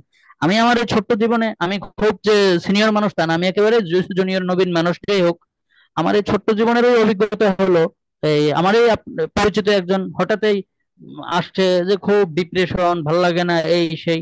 তা আসলে বিশেষ কিছু নর্মাল ফরমাল কিছু কথাবার্তা তো বলাই হয়, বলা হয়েছে, ওই আমাদের সাথে চলতে আরম্ভ করছে। একদিন 2 দিন 1 মাস 2 বছর এই নর্মালি চলতে চলতে একদিন দেখে ওই লোকে বলতেছে তার নিজের বাবার কথা, যে হুজুর আমার বাবার এত পেরেশানি, এইটা কি করবে না করবে, কি খুব পেরেশান। তো সে নিজেই বলতেছিল আর কি আমার সামনে বসে বসে, যে আমার মনে চায় ওই বাবাকে একজন আলেমের সঙ্গে যদি উনি সম্পর্ক করে ফেলতেন সব স্বাভাবিক হয়ে যাবে। এজন্য এটা আমি খুব গুরুত্বের সাথে আপনাদেরকে সেই পরামর্শ দিচ্ছি, আলেমদের সঙ্গে আপনারা খুব নির্ভরযোগ্য, বারবার বলছি, বিজ্ঞ আমলি সুন্নতওয়ালা হক্কানি আলেমের সাথে ওঠা বসা করা, তাদের মজলিসে যাওয়া। ঠিক একই ভাবে বিজ্ঞ উলামায়ে কেরামের পরামর্শে তাদের বই পুস্তক পড়া। আপনাদের তো সবসময় আপনারা একটা বিশেষ পড়াশোনা, একটা বিশেষ সিস্টেমের মধ্যে থাকেন, চাইলেও হয়তো সবসময় সবকিছু সম্ভব হবে না। নির্ভরযোগ্য বই পুস্তক পড়তে পারেন, যেগুলো পড়লে আপনাদের ভালো লাগবে ইনশাআল্লাহ। আর আরেক যেটা বললাম, নেক সঙ্গ গ্রহণ করা আপনাদের ভার্সিটি লেভেলের মধ্যে, এখানে তো আলেম ওলামা যদি কেউ থাকে তো ভালো, আর না হয় আপনাদের মধ্যে যারা ভালো নামাজি, সবসময় আল্লাহর বিধানের সাথে চলে, সুন্নত অনুযায়ী চলে, তাদের সঙ্গে একসাথে উঠা বসা করেন। দেখবেন যে আপনার জিন্দগিতে দিন নাই আর তার জীবনে দিন আছে, আপনার জীবনের চেয়ে তার জীবনে মানসিক পেরেশানি অনেক কম। তো নিজেরা নিজেরা এরকম একটা, যেমন আপনারা মাশাআল্লাহ ইসলামিক সোসাইটি, ইসলামিক একটা সার্কেল করে নেবেন আপনারা। এবং সাথে সাথে আপনাদেরকে বলবো যে আপনারা মাঝে মধ্যে দাওয়াত তাবলীগ হক্কানি উলামায়ে কেরামের তত্ত্বাবধানে ওনাদের সাথে পরামর্শ করে দাওয়াত তাবলীগের মেহনত, কোনো আলেম থাকলে খুব ভালো হয়। এমন সময় আপনারা 3 দিনের ফিকির করেন যে কোনো আলেমকে পাওয়া যায়, কোনো আলেম সাহেবকে দাওয়াত দেন যে আপনি আমাদেরকে 3 দিন সময় দিবেন, ওনাকে কিভাবে ম্যানেজ করতে হয় সেটা করেন, ওনার সঙ্গে থাকেন একসাথে, ছুটি আছে সুযোগ আছে, আপনারা দাওয়াত তাবলীগের মেহনত, আপনাদের এই হাদিস থেকে একটু তালিম হয়, আপনাদের ভার্সিটির মসজিদে হয়তো ফাজাইলে আমলের তালিম হলো, বা সপ্তাহে একদিন গাছতে হলো, যেটা যদ্দূর সম্ভব, আপনারা তো একটা প্রতিষ্ঠানে থাকেন, ওখানকার নিয়ম শৃঙ্খলা অনুযায়ী যদ্দূর যাওয়া সম্ভব। আর বিশেষভাবে আপনাদেরকে আরেকটা কথা বলি, আত্মিক শান্তি পাওয়ার অন্যতম আরেকটা মাধ্যম হলো অন্যের সহযোগিতা করা। এই এক কেন্দ্রিক জীবন, আমি এই কথাটা আপনাদেরকে আগে বলতে চাইছিলাম, হতে ছুটে গেছে। আপনারা যদি কষ্ট না পান, আমি খুব সাহসের সঙ্গে একটা বড় কথা একটু আপনাদেরকে বলি। আপনাদের যে জেনারেল মানে এভাবে আজকে অত ভাগ হয়ে আছে, এজন্য আপনাদের শব্দটা আমি সম্বোধন করছি, এটা কষ্টের এই বাস্তবতা। আমাদের যে জেনারেল যে শিক্ষা ব্যবস্থা, আপনারা যে শিক্ষা ব্যবস্থায় পড়াশোনা করছেন, এই শিক্ষা ব্যবস্থার অটোমেটেড কিছু কুফল এবং কিছু খারাপই আছে। একে একে একে করে যদি বলা হয়, ছোট বড় অনেক কিছু, আমি মৌলিক দুই একটা, সবগুলো বলতে চাচ্ছি না, একটা অন্যতম। এটা হলো ছোট্ট কাল থেকে আপনাদের মা বাবা আপনাদেরকে হয়তো পড়াশোনায় দিয়েছে, টিউশনি টিউটরের কাছে পড়াশোনা করেছেন, আপনাদের ফ্রেন্ড বন্ধু বান্ধব আত্মীয় স্বজন রিলেটেড, এবং আজকের দিন পর্যন্ত আপনাদের টিচার প্রফেসর সাহেবরা বা সকলেই পুরা আপনাদের যে সিস্টেম, এই সিস্টেমের একটা স- স্বাভাবিক একটা কুফল হলো আপনাদেরকে আত্মকেন্দ্রিক করে ফেলে, খুব অধিকাংশ ক্ষেত্রে আত্মকেন্দ্রিক করে ফেলে, এবং তাদেরকে এক ধরনের মানে কিভাবে নিজে কেরিয়ার, খুব নিজে কেরিয়ারওয়ালা হবে, খুব টাকা পয়সা ইনকাম করবে, এই করবে সেই করবে, এই কেন্দ্রিক হয়ে যায় তাদের পুরো জীবনটা। এর ফলে তারা বাস, তাদের পড়াশোনা, যারা খুব ভালো পড়াশোনা করে তাদেরও উদ্দেশ্য কি, এই নিজেকে নিয়েই উন্নত করা, নিজের এটা ভাবা, এই করা সেই করা। আসলে এটার একটা খারাপই হলো নিজের মধ্যে তখন হতাশা চলে আসে, নিজের খুব, এই জন্য সবসময় এই অন্যদেরকে নিয়ে একটু বেশি ভাবা। এখন যার যার জায়গা থেকে আপনি অন্য, যাই হোক, আমি এটা অনেক একটা বড় কথা, আমি এই কথাটা শেষ করে আবার আগের কথাটায় আসছি, যে কথাটা আমি বলতে চাচ্ছিলাম, যে অন্যদের সহযোগিতা করা, সেটা শারীরিক হোক আর্থিক হোক, যেভাবে সহযোগিতার যত ধরন পদ্ধতি আছে, অর্থাৎ নিজেকে অন্যদের জন্য বিলিয়ে দেওয়ার চেষ্টা করা, এটার মধ্যে এক আত্মিক তৃপ্তি আছে। দেখবেন আপনার খারাপ লাগাটা, এটা আমার ব্যক্তি জীবনের অভিজ্ঞতা, যে কারোর জন্য কিছু করতে পারলে ভালো লাগে তখন। তো সেটার চর্চা নিজের ব্যক্তি জীবনে, সেটা যেভাবে হোক সেটাকে অ্যাপ্লাই করার চেষ্টা করা, এটা একটা অন্যতম কাজ। যে একে অপরের, যে একসাথে সবাই আছে, খালি সবাই রিজার্ভ থাকতে চেষ্টা করে, অন্যের দিকে খালি চাপাই দেয় না, চেষ্টা করে নিজে করা, দেখবেন যে একটা আনন্দ তৃপ্তি আছে। হয়তো আপনার কোনো প্রতিদান নাই যে সবাই খাবে বা সবাই উপভোগ করবে, আমি একা কেন করব না, তাও করেন, এটা ভালো লাগবে, একটা আত্মিক প্রশান্তি আপনার মধ্যে, এটা ভালো লাগা তৈরি করবে, একটা তৃপ্তির জীবনের ক্ষেত্রে এটা আপনার জন্য সহায়ক ভূমিকা রাখবে, এটা ইনশাআল্লাহ। তো আমি আগের যে কথাটা বলতে চাচ্ছিলাম, এটা আমি একটু গুছিয়ে যদি বলি, তা আসলে আপনাদের এই শিক্ষা ব্যবস্থার একটা স্বাভাবিক একটা কুফল বলবো আর কি, এটা যে আমাদেরকে জীবনটাকে খুব সংকীর্ণ করে ফেলে আমাদের সামনে, পুরো জীবনটাকে কেন জানি একটা চাকরিমুখী, ক্যারিয়ারমুখী, টাকামুখী। আসলে দেখেন, আল্লাহ তাআলা আমাকে আপনাকে সৃষ্টি করেছে, আপনার আমার জীবনটা অনেক মূল্যবান। আপনি আপনার জায়গা থেকে আপনি এখন এই আইসিটি ইত্যাদি কি কি আপনাদের সাবজেক্ট ইত্যাদি নিয়ে পড়াশোনা করেছেন, আপনার এত সব পড়াশোনা, এত লম্বা সময়, সে প্রাইমারি হাই স্কুল, এরপরে আপনাদের এই আজকের দিন পর্যন্ত আপনারা এখন অনার্স লেভেলে পড়াশোনা করছেন, এই পুরা জিন্দিগির পড়াশোনাটা যদি হয় আপনার জন্য কিছু টাকা উপার্জন করা, একটু সুখ শান্তিতে চলবেন, আমি বলবো এটা একটা অনর্থক জীবন। এত কষ্ট করতে হয় জীবনে একটু আরাম আয়েশের জন্য, কত মূর্খ লোক আপনার আমার ডিগ্রিদারির চেয়ে বহু আরামে আছে। এই জন্য জীবনটাকে আরো গুরুত্বের সাথে ভাবা, যে আল্লাহ তাআলা আমাদেরকে একটা পড়াশোনায় আনছে, এটা থেকে আপনি যোগ্য থেকে যোগ্য হন, আপনার নিয়তকে পরিশুদ্ধ করেন, আপনার জীবনের লক্ষ্য উদ্দেশ্যকে আপনি স্পষ্ট করেন, যে আসলে আপনার এই যোগ্যতা দিয়ে কি করবেন। নিজের একটু কেরিয়ার, নিজের কিছু আয় ইনকাম হওয়া, একটু ভালো পজিশন হয়ে যাওয়া, এটা একটা অনর্থক এবং একটা নর্মাল একটা ব্যাপার, এটাকে তো এত পড়াশোনা করার পরে এটা দরকার নাই আমি মনে করি। আপনার আমার চেয়ে বহুত কম ডিগ্রি হল, আপনার আমার চেয়ে বহু ভালো দুনিয়ার স্ট্যাটাস নিয়ে তারা ঘুরতেছে। এই জন্য আমাদের উদ্দেশ্যটা আরো মহান হওয়া উচিত, যে আমরা এই দেশের, এই জাতির মানুষের জন্য কিছু করে যেতে পারি আপনার এই যোগ্যতা দিয়ে। আল্লাহর সন্তুষ্টি মোতাবেক সেই যোগ্যতাকে আপনি ব্যয় করেন। এই যে একটু আগে বললাম, অন্যের সহযোগিতা করা, অন্যের সহযোগিতার এটারও একটা ধরন, আপনার যে যোগ্যতা আছে এই যোগ্যতা দিয়ে আপনি অন্যদের সহযোগিতা করেন। সহযোগিতা যেটা মানে নিঃস্বার্থ যেটা, এর মাধ্যমে আল্লাহ তাআলা আপনার হালাল, আমি এই কথা বলছি না যে এখন আপনারা সবাই একেবারে দাতব্য হয়ে যান, যে আপনাদের কোনো বিনিময়হীন ভাবে ফ্রি আপনারা মানুষকে দিতে থাকেন সব সার্ভিস, তা নয়। আল্লাহ তাআলা আপনাদের তো হালাল রিজিক দিবেন ইনশাআল্লাহ, কিন্তু আপনাদের উদ্দেশ্যটাকে আরো মহান করা চাই। সেই যোগ্যতার মাধ্যমে কিছু মাস শেষে জব করে কিছু স্যালারি পাওয়া, হয়তো কিছু আয় ইনকাম করা, নিজের একটা ভালো ক্যারিয়ার হওয়া, এটা কোনো ভালো জীবনের টার্গেট হতে পারে বলে আমার কাছে মনে হয় না। যাই হোক, মোটামুটি অগোছালো ভাবে কিছু কথাবার্তা হয়ে গেল। তো সর্বশেষ এই আপনাদেরকে আরো দুই একটা কথা, শেষ অনেকক্ষণ তো 10টা হয়ে যাচ্ছে, এই 2-4 মিনিটের মধ্যে ইনশাল্লাহ শেষ করে দিচ্ছি। তো সর্বশেষ আমি আপনাদেরকে এই আরেকটা কথা যদি আপনাদের একটা কারগুজারি শোনাই। আপনাদের জেনারেল লাইনে দেখেন যে যারা টোটালি কোনো আলেম না, কোনো মাদ্রাসারও কেউ না, পরিপূর্ণভাবে জেনারেল সাধারণ শিক্ষা ব্যবস্থা, আপনাদের শিক্ষা ব্যবস্থায় শিক্ষিত হয়েছে, তাদের মধ্যে যারা দেখবেন যে দ্বীনের অনুসারী, তাদের মধ্যে যাদের মধ্যে দ্বীনের চর্চা আছে, তারা দেখবেন খুব সুখী জীবন যাপন করে। এবং তাদের আল্লাহ তাআলা দুনিয়ার মধ্যে যে তাদের কি পরিমাণ ইজ্জত দেয়, সব ক্ষেত্রেই তাদের, আপনাদের মানে দ্বীনি ইজ্জতের কথা বলছি না, আপনাদের যে সাবজেক্ট, যে যোগ্যতার যে ইজ্জত, আপনাদের যে পড়াশোনা, সেই লাইনেই আপনারা হয়তো অনেকেই শুনবেন এই এন্তেকাল করেছেন প্রফেসর হামিদুর রহমান সাহেব, প্রফেসর হজরত বলা হয় ওনাকে বাংলাদেশের মধ্যে। উনি টোটালি একজন আপনাদের লাইনের লোক, অথচ ওনার জিন্দিগির মধ্যে তাকওয়া ছিল, দ্বীনের অনুসরণ ছিল। আল্লাহ তাআলা প্রফেসর হামিদুর রহমান সাহেব, উনি বুয়েটেরও টিচার ছিলেন, পরবর্তীতে গাজীপুর ইসলামিক ইউনিভার্সিটি যেটা, সেটারও উনি টিচার ছিলেন, ইন্তেকাল করেছেন, অনেক আগে রিটায়ার করেছেন।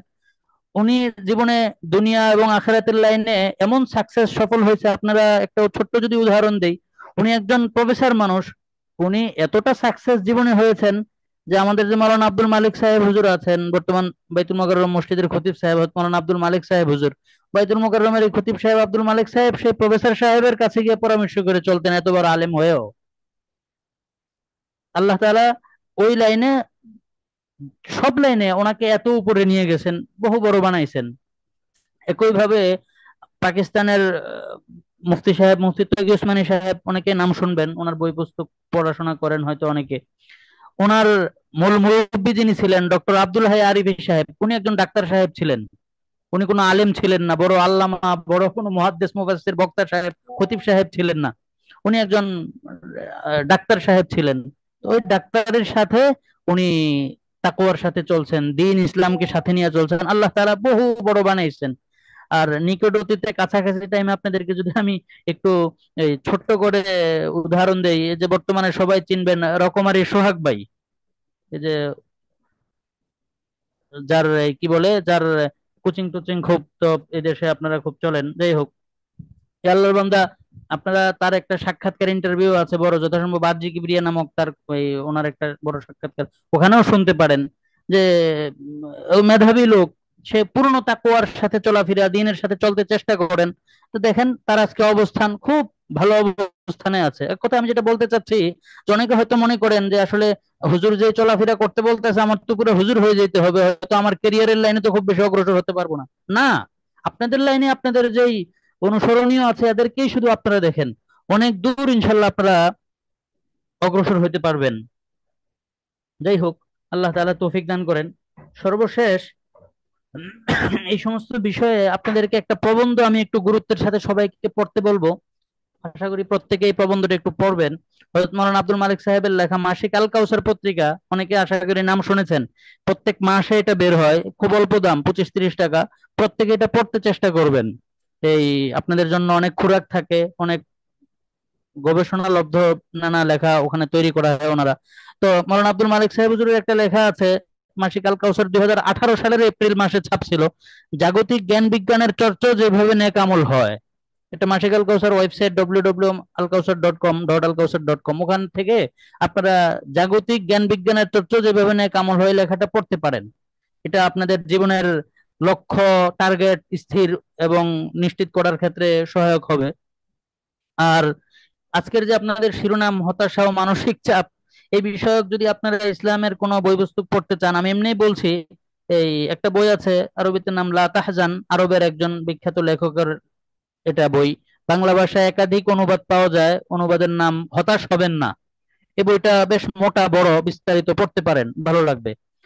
আর আরেকটা বই আমি ছোট্ট, এই হতাশ, এখানে আব্দুল্লাহ আছে, ও বলতেছিল কোন প্রকাশনীর, এটা অনেক প্রকাশনী থেকে বের হয়েছে। তো এই মুহূর্তে আমার যেখানে যেটা আসছে, রাহনুমা প্রকাশনী, এই অনুবাদক যথাসম্ভব মাওলানা শাহাদাত সাকিব, ওই এই অনুবাদটা আমার দৃষ্টিতে, আমার কাছে ভালো মনে হয়েছে, আপনারা সেটা পড়তে পারেন। আর আরেকটা বই আছে, এটা খুব গুরুত্বপূর্ণ, ওই প্রত্যেকে ওই পড়লে আমার খেয়ালে ভালো হয়। এটা হলো মাওলানা জাকারিয়া আব্দুল্লাহ সাহেব লেখা জীবনের একটি লক্ষ্য আছে। হ্যাঁ, বইটার নাম হলো জীবনের একটি লক্ষ্য আছে। বইটার প্রকাশ করেছে হলো অমিত প্রকাশ, ওখান থেকে বের হয়েছে। এই বইটা দাম কত হবে, 150-200 টাকার মধ্যেই হবে, ঠিক ফিক্সড দামটা বলতে পারছি না। ওইটা একটু সংগ্রহ করে পড়তে চেষ্টা করবেন। আর এবং আপনাদের সোসাইটির পক্ষ থেকে কমন কিছু একটা সংক্ষিপ্ত হলো লাইব্রেরির আয়োজন করলে ভালো। ওখানে কিছু বইপত্র, যেমন এই বইগুলো ওখানে রাখতে পারেন। প্রত্যেক মাসে সোসাইটির পক্ষ থেকে 1-2 কপি আল কাউসার রাখবেন, আপনারাও পড়বেন, সবাই পড়বে, সবাই পার্সোনালি কিনে নিলে হলো। আর আরেকটা বই হলো এনজয় ইউর লাইফ, সেটাও আরবের একজন বই লেখকের, বিখ্যাত লেখক, আরবি নাম ইস্তামতে হায়াতিক, বাংলা ভাষায় সেটার অনুবাদ হয়েছে সুখময় জীবনের সন্ধানে। সেটাও যথাসম্ভব রাহনুমা প্রকাশনী থেকে। এই বইটাও সুন্দর, এই হতাশা, মানসিক চাপ ইত্যাদি ক্ষেত্রে এই বইটা থেকেও আপনারা পড়াশোনা করতে পারেন। আর সর্বশেষ বলবো, এটা প্রাসঙ্গিক ভাবে মনে পড়ছে এই মুহূর্তে তাই বলছি। এক ভদ্রলোক আছেন, দিনভক্ত, দিনই জিন্দেগি যাপন করার চেষ্টা করেন, এই সাবিত ভাই। এই ওনার সাবিত ইন্টারন্যাশনাল নামে ওনার বিভিন্ন ক্যাম্পেইন অথবা বিভিন্ন প্র্যাকটিস প্রশিক্ষণ করায়। তো দেখবেন যে ওনার ওনার একটা বইও আছে, মনের শক্তি বা এই নামে মনে হয়। দামটা আমি জানি না, এটা আপনারা জানবেন আরো বেশি। ওইটা সংগ্রহ করে পড়তে পারেন। যাই হোক, ইত্যাদি পুরা কথার মূল কথা একটাই, যে গুনাহ মুক্ত নেক জিন্দেগি যাপন, দিন শরীয়ত মোতাবেক সুন্নত মোতাবেক জিন্দেগি যাপন, এটাই একমাত্র এবং একমাত্র জীবনের সব পেরেশানি, হতাশা, দুশ্চিন্তা, বিষণ্ণতা, মানসিক চাপ, ডিপ্রেশন দূর করার ক্ষেত্রে একমাত্র সহায়ক। এবং আপনি যদি সুখী জীবন যাপন করতে চান, আল্লাহ তাআলা যেটা বলেছে, আপনাকে আমাকে হালাল পদ্ধতিতে সুন্নতি ভাবে মাথা থেকে পা পর্যন্ত টোটাল আমার জীবন, আমার ফ্যামিলি, সর্বক্ষেত্রে দিন ইসলাম হালাল, হারাম মুক্ত, হালাল ভাবে সুন্নত মোতাবেক হয়ে যাবে। ইনশাআল্লাহ আমাদের সব ধরনের পেরেশানি দূর হয়ে যাবে, আমরা সুখময় এক শান্তির জিন্দেগি যাপন করব। আর জীবনের লক্ষ্য ও উদ্দেশ্য এটাকে স্থির করা। এই ক্ষেত্রে কিছু বই ইত্যাদির পরামর্শ দিলাম, এগুলো ইনশাআল্লাহ চাইলে আপনারা সংগ্রহ করে পড়তে পারেন, ফায়দা হবে। তো আসলে আমি তো টার্গেট ছিল 20-25 মিনিট, কথা আরম্ভ করেছি অগুছালো। আর আসলে আমি অনলাইনে এরকম খুব অভ্যস্ত না, সবসময় অফলাইন আলোচনায় থাকি আমরা। এই জন্য কোনটা থেকে কোনটা বলবো, লম্বা সময় হয়ে গেল। সবাইকে অনেক অনেক ধন্যবাদ।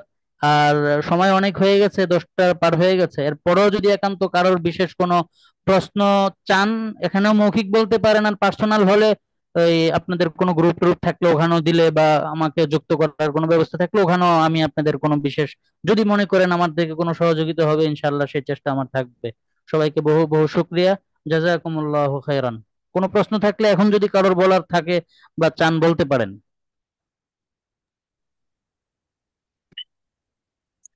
মাশাআল্লাহ, আমাদের সম্মানিত শায়খকে ধন্যবাদ।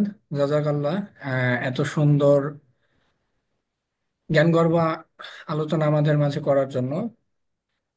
এই পর্যায়ে আমি আহ, তাহজিব মাহমুদ রিফাত, আইআরই তৃতীয় ব্যাচের শিক্ষার্থী এবং বিডি ইসলামিক সোসাইটির অন্যতম কর্ণধার, তাকে আহ, অনুরোধ জানাচ্ছি আমাদের আজকের অনুষ্ঠান এবং বিডি ইসলামিক সোসাইটি সম্পর্কে সকলের উদ্দেশ্যে কিছু বলার জন্য। ধন্যবাদ কেবল মাহমুদ খাতামিকে। আজকে আমাদের মোহতারাম অনেক সুন্দর বক্তব্য করলেন, এবং বক্তব্যের কিছু কিছু পয়েন্ট আমার কাছে এত সুন্দর লেগেছে যেগুলো আমি নোট করেও রেখেছি। এর ভিতর ছিল কতগুলো পয়েন্ট ছিল, যে আমাদের সঙ্গ ঠিক রাখা, আমাদের তাকওয়া অনুযায়ী চলা, নবীর জীবনে আমাদের ভিতর ধারণ করা, গুনাহগুলোকে ছেড়ে দেওয়া, সুন্নাহ অনুযায়ী আমাদেরকে আমাদের জীবন সাজানো, 5 ওয়াক্ত নামাজ পড়া, কোরআন তিলাওয়াত করা, এবং বারবারই একটা কথা আসতেছিল, সেটা হচ্ছে সঙ্গ ঠিক রাখা, আলেমদের সাথে বসা, এবং যখনই সুযোগ হবে অন্যের সহযোগিতা করা। তো তার মহামূল্যবান কথাগুলো আসলে আমরা যদি মেনে চলতে পারি, আমাদের জীবনে ইনশাআল্লাহ হতাশা এবং মানসিক চাপ আসার কোনো সুযোগ নেই, হতাশা আসার কোনো সুযোগ নেই, এবং মানসিক চাপ আমরা ইনশাআল্লাহ মোকাবেলা করতে পারবো।